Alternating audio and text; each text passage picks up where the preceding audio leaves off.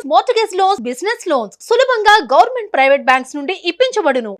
ఈ రోజు నేను ఇక్కడికి వచ్చింది ఒక వినూత్నంగా ఆలోచించడానికి వచ్చాను. మీ కష్టాలు నేరుగా చూడడానికి వచ్చాను. ఇప్పుడే ఒక 2 ఇండ్లకి వెళ్ళాను. ఒకసారి మీరు చూస్తే చరిత్రలో ఎప్పుడూ ఏ రాష్ట్రంలో చేయని విధంగా 4,000 రూపాయలు పింఛనిచ్చే ఏకైక రాష్ట్రం ఆంధ్రప్రదేశ్ రాష్ట్రం. ఈ విషయం మీరు గుర్తుపెట్టుకోవాలి. మీరు పక్క రాష్ట్రాలకు ఎక్కడికి పోయినా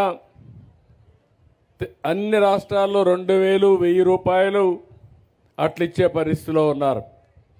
మన దగ్గర మాత్రం 4,000 రూపాయలు చేశారు. దీనికి కూడా ఒక చరిత్ర ఉంది, అందరూ ఒకసారి గుర్తుపెట్టుకోవాలి.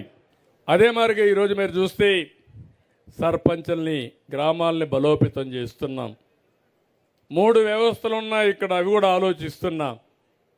సచివాలయాలు ఉన్నాయి,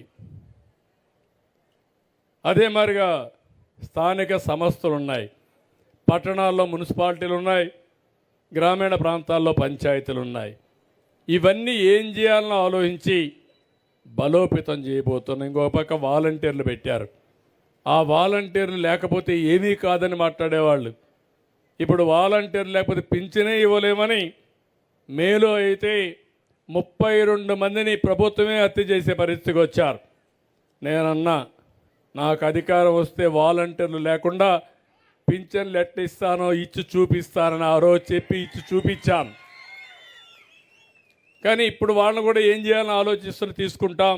ఏం చేయాలని ఆలోచిస్తున్నా ఏదైనా ప్రతి ఒక్కరికి ఒక రోల్ క్లారిటీ ఇచ్చి మీ జీవితాల్లో వెలుగు తేవడానికి, మీకు అండగా ఉండడానికి ఏ విధంగా ఉండాలనో అది కూడా ఆలోచిస్తాం. మొన్నే మీరు ఒకసారి చూస్తే ఒకే రోజు 13,320 గ్రామాల్లో గ్రామ సభలు పెట్టిన ఏకైక రాష్ట్రం ఆంధ్రప్రదేశ్ రాష్ట్రం అని చెప్పి కూడా నేను మీకు తెలియజేస్తున్నా.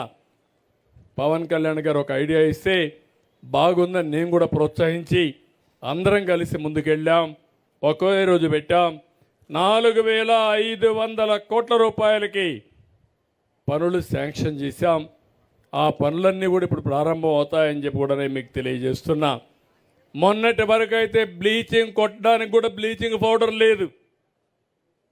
990 కోట్ల రూపాయలు ఫైనాన్స్ కమిషన్ ఇచ్చిన డబ్బుల్ని డైవర్ట్ చేసేశారు.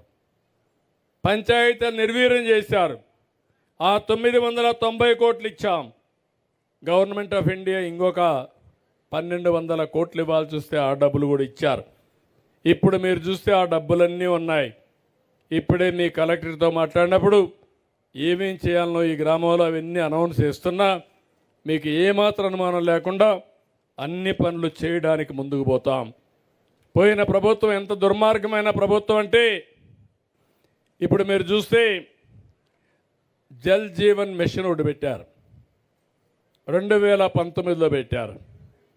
గవర్నమెంట్ ఆఫ్ ఇండియా ఉద్దేశం జల్ జీవన్ మిషన్ ద్వారా ప్రతి ఒక్క ఇంటికి కొళ్ళాయి ద్వారా నీళ్లు ఇవ్వాలని, ఆ నీళ్లు కూడా రిలయబుల్గా ఉండాలని. ఏదో బోర్లో నుంచి నీళ్లు ఇవ్వడం కాదు, ఎక్కడైనా మంచి రిజర్వాయర్ ఉంటే అక్కడి నుంచి పైపులు తీసుకొచ్చి మీకు ఎప్పటికి కూడా శాశ్వతంగా నీటి కొరత లేకుండా నీళ్ళు ఇచ్చే వ్యవస్థకు శ్రీకారం చుట్టారు. 45 కోట్ల రూపాయలు, 45% మనం పెట్టుకోవాలి, 45% కేంద్రం ఇస్తుంది. ఈ రెండు కలిపి పూర్తి చేసే బాధ్యత ఇస్తే యూపీలో 1,00,000 కోట్లు తీసుకున్నారు, మధ్యప్రదేశ్లో 70,000 కోట్లు తీసుకున్నారు. అన్ని రాష్ట్రాల్లో ఈ కార్యక్రమానికి శ్రీకారం చుట్టి ముందుకు పోయే పరిస్థితికి వచ్చారు. మన రాష్ట్రంలో మాత్రం ఈ కార్యక్రమాన్ని సరిగా ఉపయోగించుకోకుండా బోరు ద్వారా వచ్చే నీళ్లు పెట్టి దానికి కూడా స్కీమ్ చేసే పరిస్థితికి వచ్చారు. నేను ఒకటే చెప్పాను, ఇది ఏమాత్రం ఆమోదయోగ్యం కాదు. మా ఆడబిడ్డలకు ఒకటే హామీ ఇచ్చాను, ప్రతి ఒక్క ఇంటికి ట్యాప్ ద్వారా నికరమైన నీళ్లు ఎప్పుడు కూడా ఇబ్బంది లేకుండా ఇవ్వాలని నా లక్ష్యం. తప్పకుండా ట్యాప్ ద్వారా నీళ్ళు ఇచ్చే కార్యక్రమానికి శ్రీకారం చుడతాం. అది కూడా మీరు ఒకసారి చూస్తే శాశ్వతంగా ఉండే వాటర్ రిసోర్సెస్ నుంచి తీసుకుంటాం. ఏ శ్రీశైలమో లేకపోతే ఎక్కడైతే ఈ జిల్లాలో మంచి వాటర్ ఉంటుందో మీకు దగ్గరగా ఉంటుందో అక్కడి నుంచే నీళ్లు ఇస్తాం. ఇంకా దగ్గర పంచాయతీల్లో 30 లక్షల కుటుంబాలకి ట్యాపులు కూడా లేవు, ఇవి కూడా ఇస్తామని చెప్పి కూడా నేను మీకు తెలియజేస్తున్నా.